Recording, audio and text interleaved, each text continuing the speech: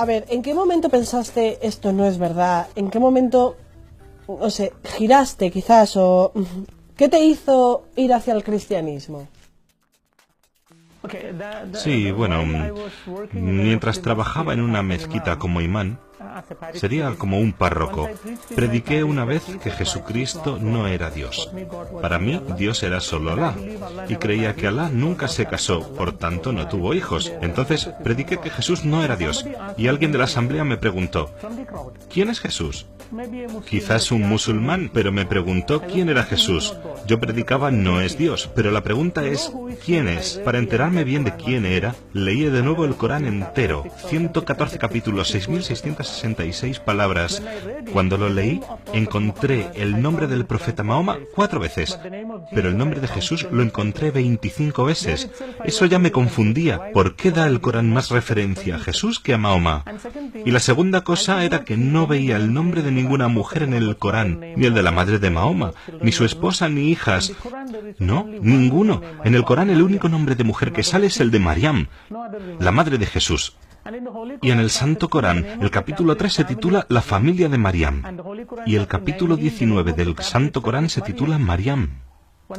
Un capítulo sobre Mariam, y yo tenía curiosidad por saber por qué decía el Corán todas esas cosas. El Santo Corán dice en el capítulo 3, versículos 34 y siguientes, que María nació sin pecado original, que nunca cometió ningún pecado en toda su vida, que fue siempre virgen. En el capítulo 5, versículo 23, dice que fue al cielo con su cuerpo físico. La Asunción está en el Corán. Y después de Jesús, cuando leí el capítulo 3, versículo 45-55, el Corán declara 10 cosas de Jesús. Primero el Corán dice Kalimatallah, la palabra árabe para palabra de Dios. Y la segunda cosa es Rojallah, que significa Espíritu de Dios. La tercera es Ital-Mashik, que significa Jesucristo. Entonces, el nombre que el Corán da a Jesús es Palabra de Dios, Espíritu de Dios, Jesucristo. Y después el Corán dice que Jesús habló cuando era muy pequeño, como unos 2 días de su nacimiento. Empezó a hablar. El Corán dice que Jesús creó un pájaro vivo de barro. Cogió barro, formó un pájaro, le sopló aliento y vivió. Y pensé, él puede dar vida. Dio vida al barro, al lodo. Y el Corán dice que Jesús curó a un hombre que nació ciego y a otro que tenía lepra. Curiosamente, el Corán dice que Jesús resucitó a los muertos y fue al cielo. Está vivo todavía y vendrá de nuevo. Cuando leí todo eso en el Corán, empecé a pensar en lo que el Corán dice de Mahoma. Según el Corán, el profeta Mahoma no es la palabra de Dios, no es el Espíritu de Dios, no habló con 2 días, nunca creó a un pájaro del barro, nunca curó a un enfermo, nunca resucitó a un muerto, él mismo murió, y según el Islam no está vivo y no volverá. ¿Hay tantas diferencias entre estos 2 profetas? Claro, yo no decía que Jesús era Dios, pero pensé, es un profeta, pero es un profeta mayor que Mahoma. Así que un día fui al Instituto Árabe donde estuve 10 años y le pregunté al profesor, ¿cómo creó Dios al universo? Y él dijo, Dios creó el universo a través de la palabra. A través de la palabra. Y mi pregunta siguiente fue, ¿la palabra es creador o creación? Yo tenía que saber si la palabra de Dios era creador o creación. El Corán dice que Jesús es la palabra de Dios. Si mi profesor decía que la palabra de Dios es creador, significaba que Jesús es creador, y en ese caso los musulmanes deben hacerse cristianos. Pero si el profesor decía que la palabra es creación, yo estaba atrapado. ¿Sabes por qué? Él había dicho que todo fue creado a través de la palabra. Si la palabra es creación, ¿cómo la palabra pudo crearla la palabra? Madre mía. Entonces, no podía decir que la palabra es creador, y tampoco que la palabra es creación. Así que se enfadó, me empujó fuera del aula y dijo, la palabra no es creador ni creación, lárgate. Pero vamos a ver, si tú lo tienes tan claro, ¿por qué todos los musulmanes no son cristianos? ¿Por qué no aceptan esto? Ellos dicen que la palabra es creación. Para demostrarlo dicen que la palabra no es el creador, ni tampoco es creación. Pero no es Dios, no es Dios, no es creador, no es creación, no es Dios, pero tampoco es creación, así que no creen que la palabra sea Dios. Ese es el problema. Cuando me dijo eso, mi profesor, yo respondí, la palabra no es el creador ni la creación, pero los cristianos dicen que la palabra es el Hijo de Dios. Él me dijo, si Dios tiene un hijo, muéstrame su esposa. Sin esposa no puede tener un hijo. ¿Cómo es eso? Le mostré un pasaje del Corán. El Corán dice que Dios puede ver sin ojos, puede hablar sin lengua, puede escuchar sin oídos. Está escrito en el Corán. Si es así, Dios puede tener hijos sin esposa. Así que hubo una gran discusión. ¿Y sabes qué hice yo al final? Cogí mi Corán, lo apreté contra mi pecho y dije, Alá, dime qué debo hacer, porque tu Corán dice que Jesús vive aún y Mahoma no vive. Dime tú a quién debo aceptar. Después de esta oración abrí el Corán. No pregunté a nadie, solo a mi Alá. Abrí el Corán por el capítulo 10, versículo 94. ¿Y sabes qué dice? El Corán dice, si tienes duda de este Corán que te doy, ve y lee la Biblia, o pregunta a los que leen la Biblia. La verdad te lo está revelando. Así que si me preguntas quién me hizo cristiano, no fueron los sacerdotes, ni las monjas, ni obispos, un cardenal, ni siquiera el Papa, sino el Santo Corán que me convirtió al cristianismo. Después de ver esto, decidí estudiar la Biblia y fui a un centro de retiros que se llama Divine Retreat Center, está en la India. Los dan en 7 idiomas, los retiros. Mucha gente va allí, cada semana. Cada semana, de lunes a viernes, están internados muchos hindúes, musulmanes, cristianos y gentes de distintas denominaciones de todo el mundo. Allí hice mis estudios de Biblia. Así empezó mi relación con el cristianismo, con la Iglesia Católica. Vale, allí decidiste ser cristiano.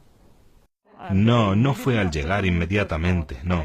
Hice primero un retiro y no estaba muy contento. No había cumplido todavía los 19. No. Terminé mis estudios y estaba trabajando en el Instituto Árabe. Estaba trabajando en el Mushid y no había cumplido los 19 años. Mientras hacía mis estudios de Biblia, había muchos puntos de la Biblia que me tocaron. El primer día el sacerdote leyó Juan capítulo 1, versículo 1. En el principio ya existía el Verbo, y el Verbo estaba con Dios, y el Verbo era Dios, y el Verbo se hizo hombre. Mi Santo Corán dice que Jesús es la palabra de Dios, y la Santa Biblia también dice que Jesús es la palabra de Dios. Así que los dos me parecían semejantes. Y estaba contento de saber que yo necesitaba el Corán y necesitaba la Biblia, ambos. Un día pensaba ser cristiano y al día siguiente musulmán, y luego cristiano. Necesitaba los dos. Mientras pensaba eso, escuché de nuevo otra cita de Juan capítulo 1, versículo 12. Era para mí una palabra preciosa porque está escrito en la Biblia que aquel que acepta a Jesús, Jesús le da el poder de ser hijo de Dios. En todos los versículos del Corán, Alá refiere a los seres humanos como esclavos, cuyo amo es Alá.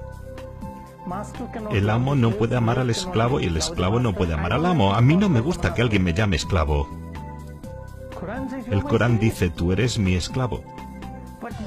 Pero cuando escuché el capítulo 1, versículo 12 de Juan que dice, si crees en Jesús, Jesús te dará potestad de ser hijo de Dios.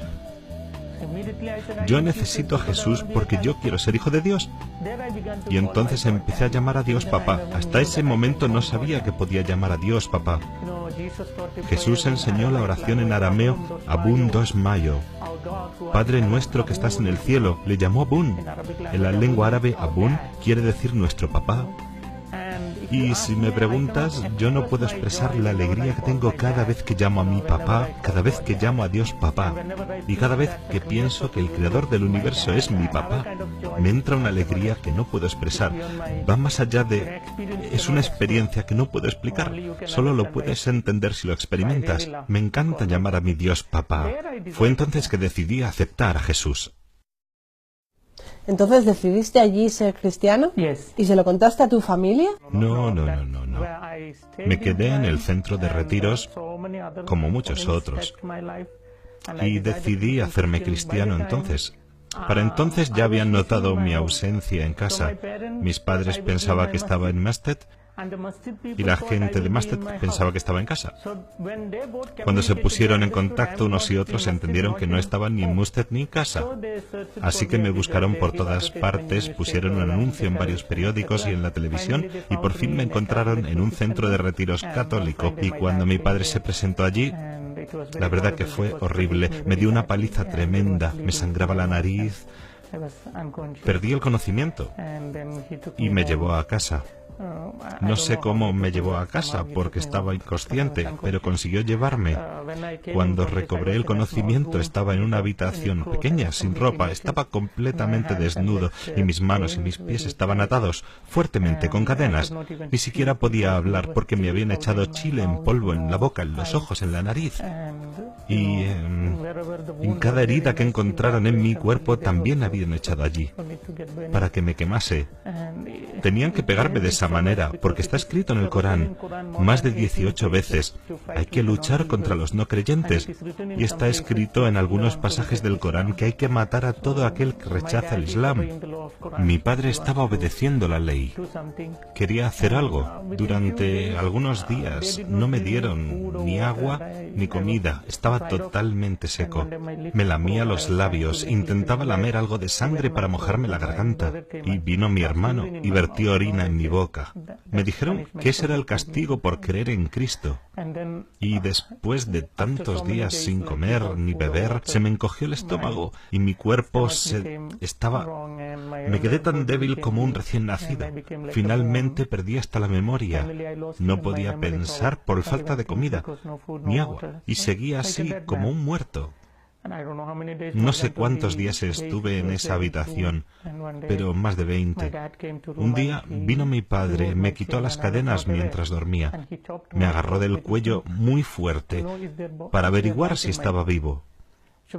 Me agarró con tanta fuerza que no podía ni respirar. Cuando abrí los ojos vi un gran cuchillo que tenía en la mano. Mi padre me dijo, es tu última oportunidad, no hay esperanza. Si eliges a Alá, te dejaré con vida. Si eliges a Jesús, te mataré. Recordé que cuando yo estaba en el vientre de mi madre todos decían que iba a morir, pero por el amor que me tenían, rezaron y me alcanzaron la vida con sus oraciones. Y ahora me querían matar. No sé, conocía bien a mi padre, sabía que me mataría. Cuando supe que eran mis últimos momentos de vida, pensé, Jesús murió y después volvió a la vida. Si yo creo en Jesús y muero, yo también recobraré la vida. Una alegría me entró, es mejor morir con Jesús. Cuando lo decidí, de repente cayó en mi frente algo, como un rayo de luna. Sentí caer algo encima de mi cabeza, un tipo de, no sé, carga eléctrica. Algo corrió por mis venas.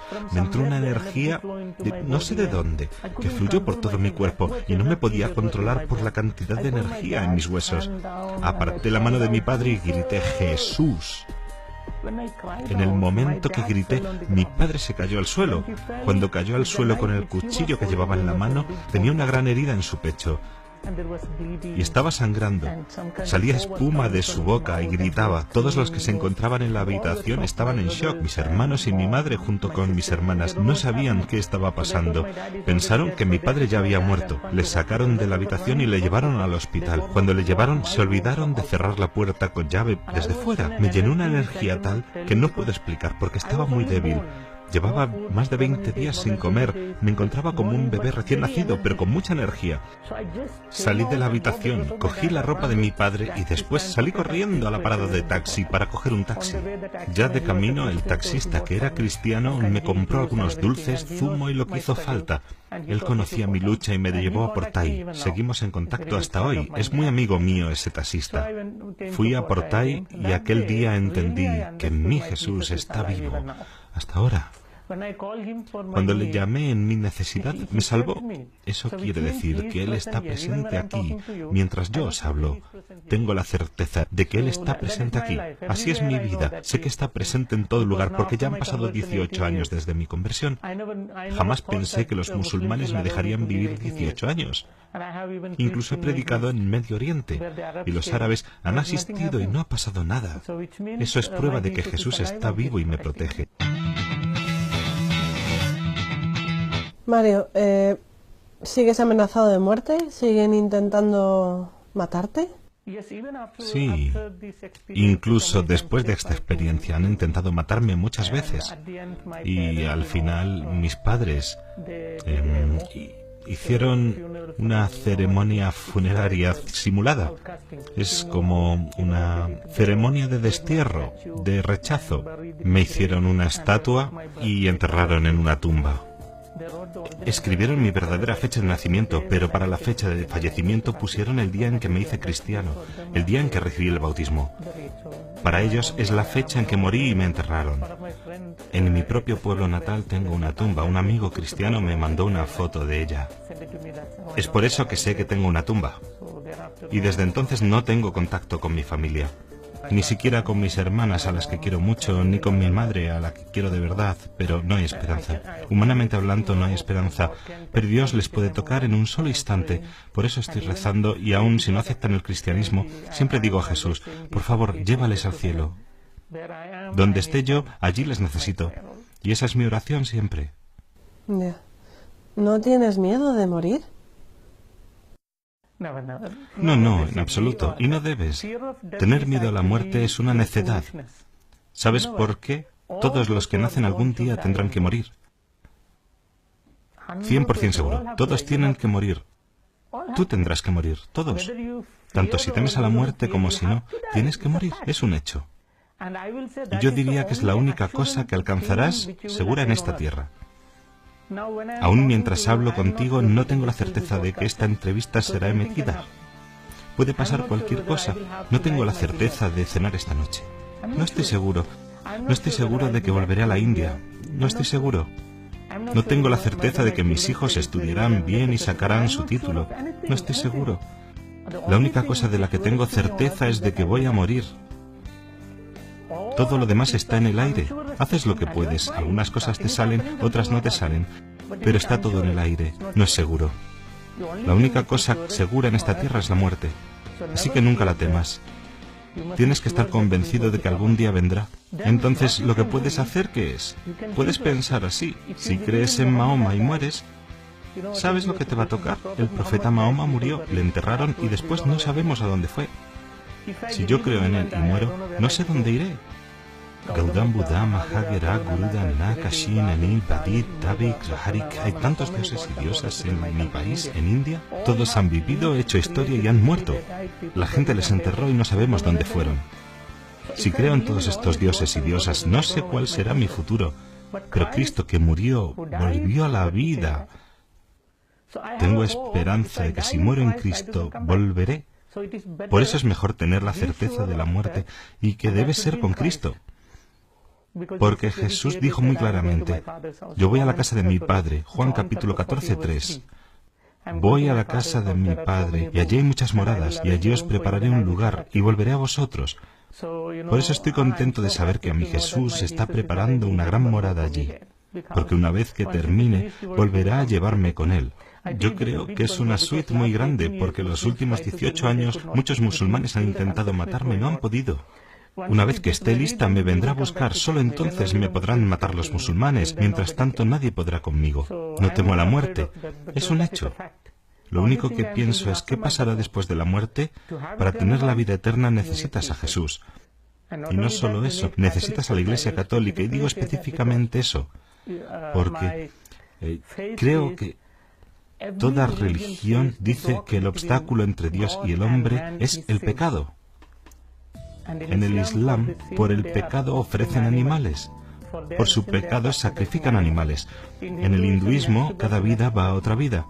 Pero solo en el cristianismo encuentras que Jesús mismo cargó con mis pecados y mi castigo. Y me borró el pecado, me hizo puro. Me hizo puro. Y Él me puede entregar a Dios. Y dice al Padre, este es puro.